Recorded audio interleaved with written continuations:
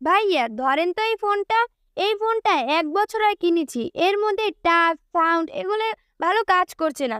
দেখেন তো। তাই তোমার ফোনে কোনো ধরনের সমস্যা আছে কিনা, বিশেষ করে তোমার ফোনে এই যে ডিসপ্লে অথবা টাচ অথবা ভলিউম অথবা সেন্সর অথবা অন্য কোনো সমস্যা তোমার ফোনে আছে কিনা, তুমি যদি চাও তুমি যাচাই করে দেখতে পারো।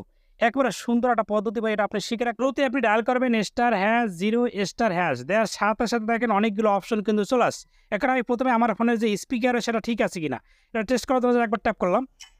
দেখেন একটা সাউন্ড কিন্তু হয়েছে, অর্থাৎ আমার ফোনের স্পিকার কিন্তু ঠিক আছে। এবার আমার ফোনের টাচ ঠিক আছে কিনা টাচে ক্লিক করলাম, দেখেন একটা রেখা চলে আসে। এটা আপনার ফিঙ্গার দিয়ে এরকম পুরোটা টেনে দেবেন, দেখবেন কোনো জায়গায় সমস্যা থাকে তারা কিন্তু বলে দেবে। দেখেন কোনো সমস্যা নাই।